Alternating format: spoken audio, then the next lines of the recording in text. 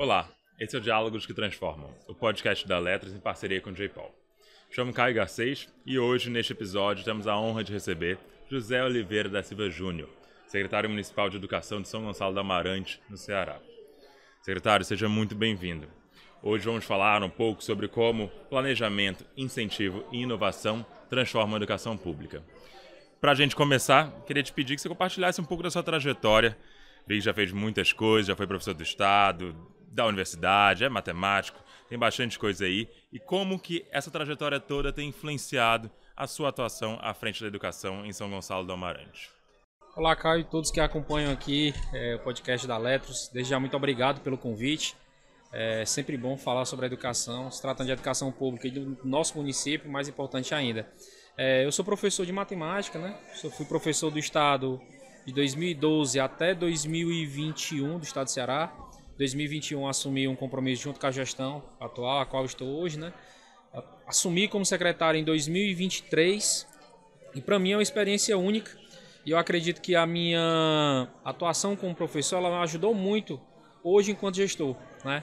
Eu acredito que todo secretário de educação ele deveria no mínimo ter passado um dia para uma sala de aula, porque é muito difícil você tomar decisões sobre a educação e não conhecer de fato a realidade da educação, né? Penso eu que as leis elas são formadas muitas das vezes por pessoas que nunca sequer deram aula, nunca sentiram realmente na pele aquele sentido de ser professor, né? Então nesse contexto eu penso né, que a minha atuação como professor ela me ajudou muito. É o essencial, o fundamental? Não, né? Ser gestor ele vai muito além da sala de aula, né? Mas é necessário conhecer a sala de aula. Então eu acredito que primeiro a minha formação enquanto professor ela me ajudou e também a minha formação como gestor. Tenho gestão pública, né? Tenho um mestrado também atuando na área, no caso da matemática, só que o ênfase do meu estudo foi avaliação educacional. Estou no doutorado aí em políticas públicas, então a gente vai entrando num cargo de gestão, vai aprendendo com ele, vai se formando com ele para de fato se tornar gestor. Eu acredito que nenhum gestor ele já nasce pronto. Sim. E como foi aceitar esse convite, esse desafio? Bem desafiador, realmente. É um convite que ele traz com a gente uma série de responsabilidades. Imagina aí, você ir dormir meia-noite com os alunos que chegam da universidade, você acordar às 5 horas da manhã com os alunos que vão sair de casa para a universidade, né? Esse é o nosso ciclo hoje de São Gonçalo do Amarante. A gente tem uma rede de 14 mil alunos, né? Esses 14 mil alunos, cerca de 70% precisam de transporte escolar. Então, o transporte escolar, para a gente, ele já se torna posso dizer que um desafio muito grande. Então, a rede municipal de São Gonçalo do Amarante, né, ela já traz por si só um desafio. Então, aceitar esse desafio, eu considero que foi mais um ato de coragem do que propriamente eu posso dizer assim, é algo que você queria. Não, nunca quis realmente ser secretário de educação. Eu gosto de ser professor, né? Mas no momento era necessário, né, o convite do prefeito, até porque trabalhei com ele, eu era professor e ele diretor, então assumi realmente com a coragem, né? Maravilha. E tá desde 2023, então seguimos juntos. Você começou a falar um pouquinho, eu queria que elaborasse um pouco mais para a gente conhecer quem está ouvindo, como está organizado hoje a rede municipal de ensino de São Gonçalo do Amarante, quais são as principais características e também quais são os principais desafios hoje da rede. A rede de São Gonçalo do Amarante hoje ela é composta por 48 unidades de ensino, né? Dessas 48 unidades de ensino a gente tem da educação infantil ao EJA. Então eu tenho a educação infantil, anos iniciais, anos finais e EJA. São cerca de 14 mil alunos. Então hoje no estado do Ceará é a 12ª maior rede em termos de matrículas, né? É um número considerável. Tenho hoje cerca de 1.000 professores, tenho 800 cuidadores, quase 400 monitores de transporte, monitores de sala, né? Funcionários, a gente tem cerca de 2.000 funcionários, fora esses que eu já citei. Então, a gente trabalha, eu considero que a gente trabalha cerca de hoje só de pessoas, né? de pessoal, cerca de 20% do município a gente trabalha, né? Da população do município. A população do município ela tem cerca de 57 mil habitantes, então a gente trabalha indiretamente com cerca de 20% da população do município. E, consequentemente, a gente trabalha com quase 40% da população do município, porque são os alunos, né, e as famílias desses alunos também atuam direto ou indiretamente com a gente. Entre os principais desafios, eu considero que hoje pelo nosso município ele ser muito grande territorialmente, pra você ter ideia, São Gonçalo do Amarante, ele é 3 vezes maior que a capital, que é Fortaleza. Então ele cabe 3 Fortalezas dentro. A densidade demográfica de São Gonçalo do Amarante ela é pequena em relação à quantidade de habitantes. Então isso dificulta muito o transporte escolar, né? Eu tenho uma logística de transporte que ela demanda um trabalho em rede muito necessário, principalmente porque a gente tem uma rede compartilhada entre município e estado, né?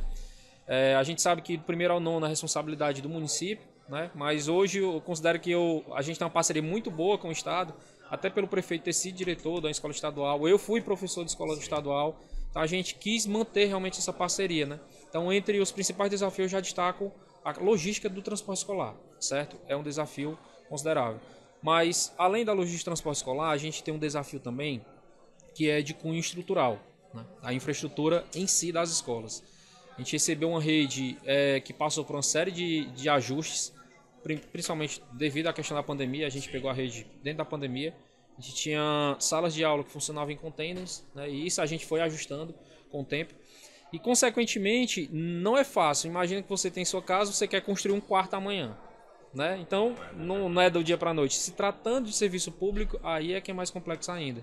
Então, a gente vem fazendo um trabalho que eu considero de formiguinha, mas que, graças a Deus, ele vem dando bastante resultado, né? Resultado, primeiro, na mudança da infraestrutura e, segundo, resultado realmente de uma melhora de aprendizado do aluno e, consequentemente, uma parte laboral melhor também para o professor, né? Maravilha. Queria agora entrar em algum dos assuntos que para toda a comunidade de educação, são dos mais importantes, que é falar de alfabetização, mas também falar de alfabetização com resultados concretos.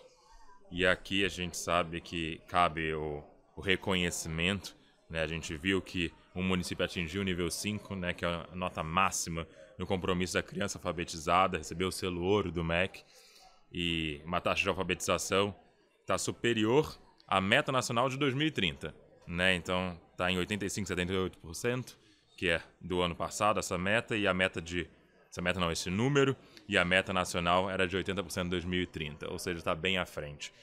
Queria saber o que está por trás desses avanços, que ações pedagógicas, que ações da gestão têm feito a diferença para um resultado tão impressionante. Eu acho que o primeiro passo é a valorização do professor, não tem muito segredo. Uma rede que não valoriza o professor, ela pode até se sustentar, ela pode até ter um bom resultado, né? Mas se sustentar realmente de fato, eu acredito que não se sustentar a longo prazo. O professor valorizado, ele trabalha feliz, sabe? Assim como todo qualquer funcionário, né? E então eu já destaco aqui a valorização do professor. A gente assumiu a gestão com o vencimento base de um professor no município de R$ 2.800. Hoje um professor de São Gonçalo do Amarante ele já parte com 5.600, né? Um aumento aí de mais de quase 56%. Então isso foi um compromisso que a gestão municipal do prefeito fez realmente, por ser professor também, né? Pra você ter ideia, Caio, o que é que isso impacta no município quando a gente fala de números? Tudo que a gente recebe do Fundeb hoje, a gente tem que colocar metade ainda. Então, imagina a seguinte circunstância, eu digo que tu tem R$100 para tu sobreviver, certo? Só que para tu sobreviver tu precisa de 150. Tu vai ter que arranjar 150 em algum canto. E esse compromisso é o compromisso que o prefeito fez com a classe, né? E ele vai gerar resultado. É o que eu falo, quando você valoriza o professor, você reconhece o professor, o mínimo vai ser muito, certo? E nesse contexto, entre as ações que eu considero já de importante, a valorização é uma delas. Mas a formação continuada de professores também é um ponto muito importante, certo? A gente tem um resgate no município, que é o PROFA, que é o Programa Professor Alfabetizador, né? Que foi um programa lá em 2001 que o MEC começou. E a gente, na época, São Gonçalo do Amarante, em 2001, falando desse resgate, né? Em 2001, São Gonçalo já tinha uma série de professores alfabetizadores, que com o tempo foi diminuindo, e hoje a gente está fazendo esse resgate. Então eu considero que essa formação continuada desses professores, ela vai dando resultado também dentro da sala de aula. E também eu considero que a gente tem uma série de atividades individuais e coletivas que elas atestam realmente esse processo de alfabetização com os alunos. É um acompanhamento mais individualizado, é uma atividade mais individualizada, né? Esse cuidado que o professor alfabetizador tem com o aluno, isso é muito importante. E agora, já como você citou, a gente está acima da meta nacional, mas a nossa meta enquanto município é até 2028 a gente chegar próximo ao 100%, né, das crianças alfabetizadas. E para isso a gente tem uma série de ações que a gente vem desenvolvendo, desde a valorização, mais ainda do profissional da educação. A gente tem aí estudado uma espécie de bonificação para o professor alfabetizador, né, que é uma missão. Não é todo professor que é alfabetizador. E não é todo professor que quer ser alfabetizador, certo? A gente teve uma mudança no nosso ciclo de alfabetização. Estamos aí começando o nosso ciclo de alfabetização realmente de fato no Infantil 5, né? Infantil 5, aí primeiro, segundo e terceiro ano. Porque eu penso que o município que ele investe na alfabetização, ele está investindo no futuro, né? Aquela dificuldade que você vai ter no quinto ano, no nono ano, ela já vai amenizando, sabe? Maravilha. Maravilha, secretário. Obrigado por dividir. Dá para ver na sua fala que há uma preocupação também com dados, né? Com planejamento. E aqui eu tenho uma outra informação interessante de que São Gonçalo do Amarante alcançou uma das maiores notas no índice da Firjan de Desenvolvimento Municipal. E ele fala, obviamente, da gestão como um todo, mas também tem a informação de que no eixo de educação ficou numa nota de 0,8146, que é a faixa considerada de desenvolvimento alto. Queria te perguntar como que, dados essas avaliações, que a gente também falou lá da taxa de alfabetização, como isso tem sido utilizado para você orientar o planejamento, orientar a direção das políticas públicas educacionais do município? A construção de uma política pública, ela tem que surgir de algo, né? Então, como é que a gente utiliza esses dados? No momento que eu percebo que eu tive uma oscilação, seja ela positiva ou negativa, dos resultados que as avaliações externas apontam para a gente começa a discutir o que é que a gente pode fazer para avançar ou o que é que a gente pode fazer para recompor, né? No caso do Compromisso Nacional Criança Alfabetizada, né, que foi os 85%, a gente vem questionando o que é que a gente vai ter que fazer para a gente avançar mais ainda. Então, algumas ações a gente está repensando. A gente pauta a gestão, a nossa gestão, essa próxima gestão de 4 anos, é uma gestão por resultados. Então, naturalmente, para ter uma gestão por resultados, você vai ter que planejar esses resultados. E esse planejamento para a educação, ele não é um planejamento do dia para a noite. Eu não posso, seria muito incoerente da minha parte, dizer assim, ó, eu estou pegando os resultados aqui, eu acredito que no próximo ano a gente já vai triplicar eles, duplicar. Não. Eu acredito que em 2027 a gente vai ter um dos melhores resultados que o município realmente já teve ou terá, certo? Eu falo no futuro mesmo. Por quê? Porque a gente vai ter uma consolidação de um trabalho. Quando eu falo de consolidação de trabalho, eu falo de um diretor que passou 4 anos dentro de uma escola. É difícil você pensar numa escola que ela muda de diretor a cada 6 meses, que ela muda de professor a cada 6 meses, né? Então a gente tem uma rede que ela está tendo uma continuidade de trabalho. E pensando nisso, entre os resultados, os indicadores eles apresentam para a gente que a gente tem um nono ano bem forte. Então eu estou terminando esses alunos saindo no nono ano forte. Eu tenho um quinto ano que ele tem um potencial de crescimento e eu tenho um segundo ano desafiador. Então onde é que a gente vai realmente de fato atacar? É o nosso segundo ano, é o ciclo de alfabetização. Então eu pego esses indicadores e digo assim, ó, a partir deles eu vou para o segundo ano. E é isso que a gente está fazendo. O nosso maior investimento hoje do município é dentro do ciclo de alfabetização, certo? Esses dados eles servem para a gente para essa tomada de decisão nesse sentido, né? Acredito que seja isso. Maravilha, secretário. Muito bacana ver quando a gente pensa de médio e longo prazo, não só orientado a curto prazo. Tem um ponto aqui que eu queria trazer, algumas temáticas mais específicas, mas que têm sido discutidas bastante, acho que tanto aqui no Fórum Dom Jimmy, mas na educação de uma maneira geral. Eu tenho, aqui a gente deu uma estudada, obviamente, a gente viu alguns programas, por exemplo, tem o Partiu IF, que estava atendendo 40 estudantes, correto? Que demonstram um cuidado muito grande da gestão da educação com a permanência, com o futuro dos estudantes. Eu queria te perguntar como que você tem estruturado essas iniciativas, quais são os impactos que já podem ser percebidos, o que mais pode me contar sobre isso? Importante. Eu sou professor, o prefeito é professor, e a gente, uma das pautas que a gente sempre priorizou era a continuidade do estudo do aluno, né? O que é que o aluno vai fazer depois do ensino médio? O que é que a gente quer de São Gonçalo do Amarante? E pensando nisso, a gente foi buscando estratégias. Eu gosto muito de utilizar esse número. A gente assumiu a gestão municipal em 2021 com 8 rotas universitárias. Lá no Ceará, a gente tem a questão de, a nossa cidade é uma região metropolitana. Então, boa parte dos nossos alunos universitários, eles têm que ir até Fortaleza, que é a capital. Isso ele tem acaba sendo um custo, realmente, né, para o município. E eu lembro que na época eu era universitário e a gente tinha uma dificuldade muito grande para chegar em Fortaleza. Para você ter ideia, a gente ampliou de 8 para 28 rotas. Então isso significa um impacto de quase 1.000 alunos a mais tendo acesso à universidade.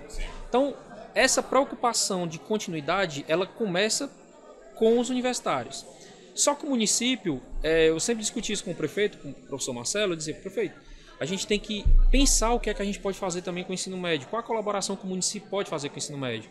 E foi pensando nisso que a gente foi buscando parcerias, né? Parcerias essas público-privadas e por aí vai. E a gente começou com o Alcance Enem.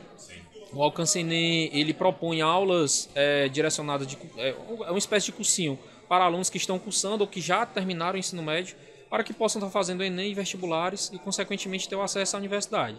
Então, é uma coisa gerando outra. Então, no momento que eu coloco esse aluno na universidade, eu disponibilizo o transporte, certo? E a gente vem estudando a possibilidade também de uma bolsa para esse aluno, que é a bolsa de permanência.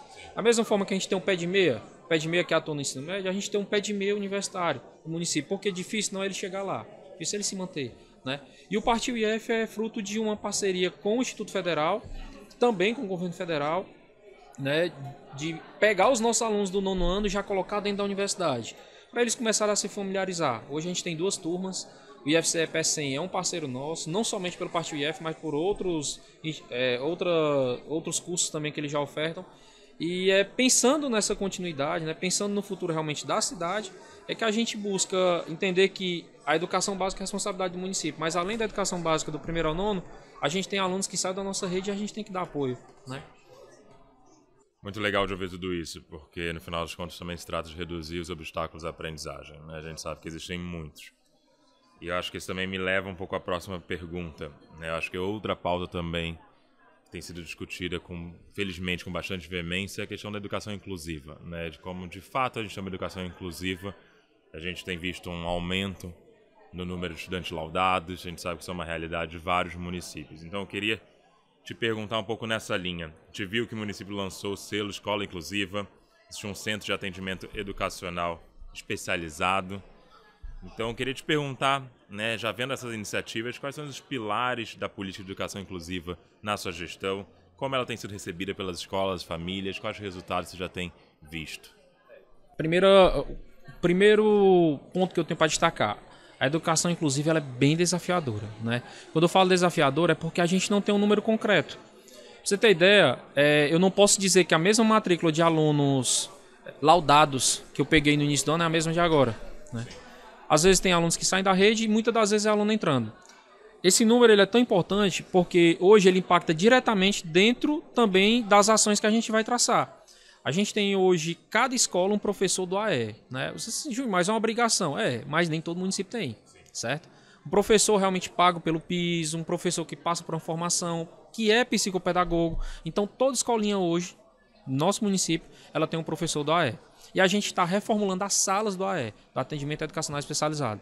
Então, essa já é uma ação que ela vai diretamente de garantir o aluno na escola, né? Porque incluir não é somente colocar ele lá dentro, é dar as condições iguais que os outros têm também, certo? Então, a gente tem essa garantia.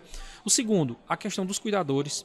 Esse número de cuidadores, a gente tem hoje no município cerca de 800 cuidadores, né? Eles trabalham manhã e tarde e também passam por formação. Então, a formação continuada de professores e cuidadores é um outro pilar muito importante que a gente tem no município. O terceiro, o investimento em si que a gente faz em material didático. A gente fez, no início desse ano, a aquisição de 30 inclusotecas, que são bibliotecas direcionadas para crianças com necessidades especiais, material tátil, material de uma leitura diferenciada, né? E a gente já vem repensando o que é que a gente vai fazer. Inclusive, vi aqui nos estandes materiais muito interessantes de salas sensoriais, que eu acho que é a nossa próxima proposta. A gente tem o CAE, né, que é o Centro de Atendimento Educacional Especializado, que conta com profissionais que não são somente psicopedagogos. Tem um fono, tem um psicólogo, tem um terapeuta ocupacional, intérprete de Libras. Então tem esse equipamento, que é um equipamento da educação. E por fim, o regime de colaboração, que a gente tem um regime de colaboração entre Secretaria de Educação, Secretaria de Saúde e Assistência Social através do SER. O SER é um equipamento que a gente tem no município, que é o Centro de Reabilitação, que atende também as nossas crianças. Então, veja bem, as nossas crianças hoje, elas são atendidas na escola, acompanhadas no CAE e atendidas no SER, né? É o ideal? Ainda não é. Ainda falta muita coisa. Até porque o estudo da educação inclusiva, ele não é um estudo tão antigo, é bem recente. E cada dia que passa a gente vai aprendendo mais ainda, né? E eu considero que a gente, enquanto gestor, hoje é uma pauta primordial. A gente fala muito de resultado, resultado, resultado. Mas e a educação inclusiva dentro desse resultado, como é que ela entra? A gente faz questão que todos os nossos alunos façam as nossas avaliações. A gente tem um sistema de avaliação do município que avalia, e os nossos alunos participam também. Porque é necessário que eles participem, para a gente medir como eles estão, né? E até porque ele é um aluno, né? A gente não pode excluir ele é um aluno nosso, certo? E é nesse contexto, a educação, inclusive no nosso município, ela vem caminhando e eu já considero que a gente já deu passos muito importantes, certo? Quando eu pego a estrutura, converso com outros secretários de outros municípios, a gente tem hoje cerca de, só de professores, né? Cerca de 20 professores, 48 professores de atendimento educacional especializado. E esses profissionais são muito importantes para a nossa rede, certo? É eles que realmente fazem acontecer. Maravilha. Maravilha, obrigado por dividir, secretário. É muito bacana ver os movimentos que a rede já faz nesse sentido, uma pauta tão valiosa.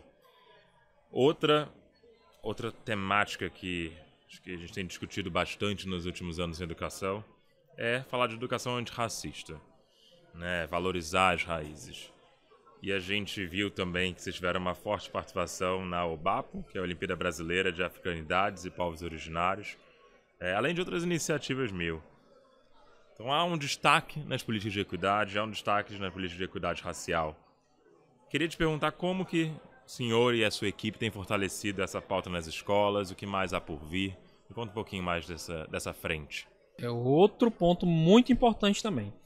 Em 2023, a gente criou um projeto de lei, né, que era a criação do NERE. O que era o NERE? É o Núcleo de Educação para as Relações Étnico-Raciais. E esse núcleo, ele trabalha exatamente a educação antirracista. Naquele mesmo período, quando a gente criou o núcleo, a gente colocou uma professora, né, uma professora de História, que tem um mestrado também, que é a professora Anália, tem um mestrado também com atuação para a educação antirracista. Todo o estudo dela, boa parte da vida dela foi para isso. E a gente tinha uma proposta bastante desafiadora, discutir racismo dentro das escolas, né? Como combater o racismo dentro das escolas. E a gente começou a perceber que a gente tinha que combater antes de chegar na escola. Ou seja, como é que o nosso professor enxerga uma educação antirracista, certo? E pensando nisso, a gente foi realizando formações, letramento racial, né? Criamos, posterior a isso, um selo também. Hoje o município tem um selo Escola Inclusiva, tem um selo Escola Sustentável e tem um selo Escola Antirracista. Inclusive, no ano passado, a gente já premiou 2 escolas, porque a gente divide esse selo por atuação. No caso, por exemplo, a educação infantil, ele só compete com as creches e pré-escolas. Escola só compete com escolas, com modalidade, no caso. EJA só com EJA, né? E no ano passado, em dezembro, a gente já fez a premiação, nesse ano novamente. São as ações que as escolas desenvolvem de combate ao racismo, né? De promoção ao combate ao racismo.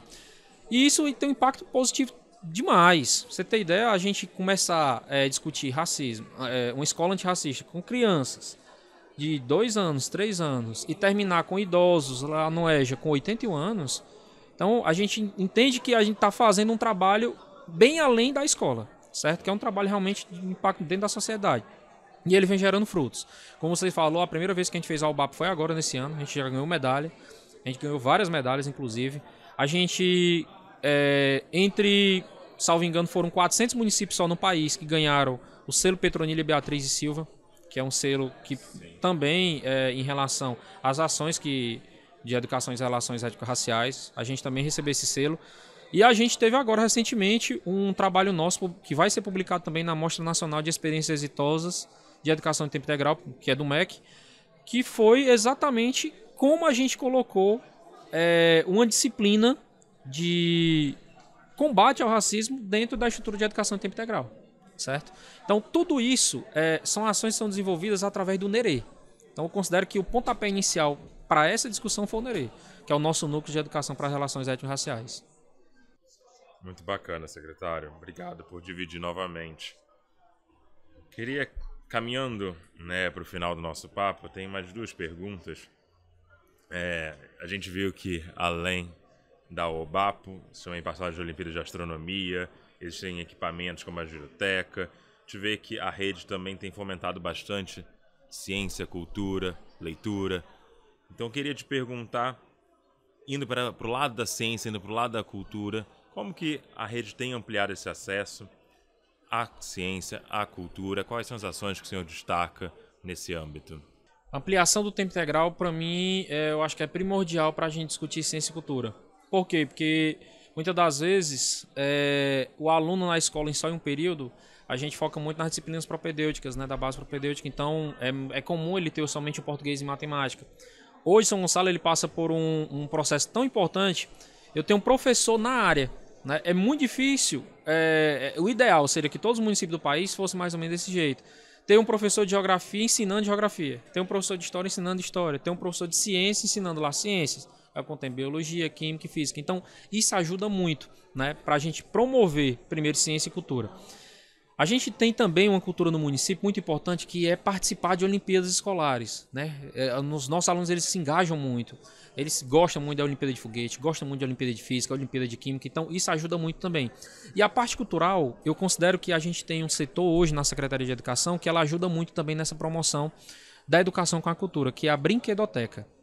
A Brinquedoteca ela é composta por artes educadores, né, que promovem a cultura dentro da escola. Começa na educação infantil, vai até a EJA também.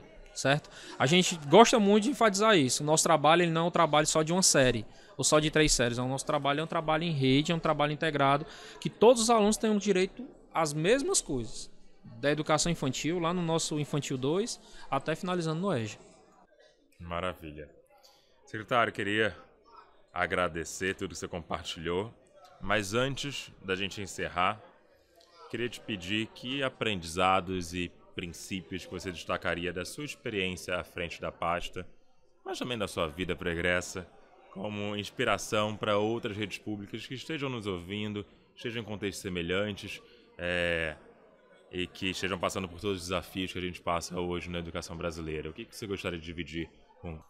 Eu acho que para as redes em geral, para quem é secretário de educação, não se faz educação sem escuta, né? Uma das coisas que eu mais aprendi enquanto gestor, de ouvir realmente, sabe? Quando eu falo ouvir, é ouvir o pai, ouvir o professor, ouvir o funcionário, ouvir o aluno. Porque a gente só vai conseguir promover uma educação boa de qualidade se a gente entender que aquelas pessoas que estão lá na ponta, estão pedindo por aquilo, realmente elas precisam daquilo, né? Então, o que eu posso mais dividir para toda e qualquer pessoa, vou assumir hoje a Secretaria de Educação, escute, esteja aberto à escuta. Se você estiver fechado à escuta, você vai ter um problema muito grande mesmo. E assim, a rede São Gonçalo da Amarante, assim como toda e qualquer rede municipal aqui do nosso país, ela tem uma série de desafios. Nosso município ele arrecada bem, certo? Ele tem uma arrecadação boa. E o nosso município ele teve uma decisão muito ousada. O prefeito no ano passado ele disse, vamos investir na educação. E esse investimento, que é o que eu externo aqui para todos, é que foi um investimento que deu resultado. E ele está dando resultado. A gente pegou de tudo que o município arrecada, aplicou 35%. O mínimo constitucional é 25%. Os municípios lutam para pagar 25%. A gente aplicou 35%. Isso ele teve um custo, mas é um investimento que ele dá resultado. Certo? Nesse ano a gente espera algo próximo a esse valor também, entre 30% a 35%, porque a gente acredita que a educação é a melhor ferramenta que a gente tem para mudar o mundo, né? E inclusive a nossa cidade. Maravilha, secretário. Fico muito feliz de ouvir que a colheita dos resultados já começou. Espero que venham muitas histórias de sucesso para a gente depois trocar nas próximas edições. Queria agradecer a sua presença e, claro, agradecer também a sua companhia nessa conversa sobre educação e política pública. Este é o Diálogos que Transformam, o podcast da Letros. A Letros é um programa de escrita e leitura para redes de ensino, que combina tecnologia educacional e evidências para apoiar a aprendizagem dos estudantes. Este episódio faz parte de uma parceria especial com o J-POL, Laboratório Global de Inovação e Avaliação de Políticas Públicas do MIT, que trabalha para reduzir a pobreza por meio do uso de evidências científicas. Continue acompanhando nossos episódios e compartilhando histórias como esta que inspiram a transformação do nosso país. Muito obrigado.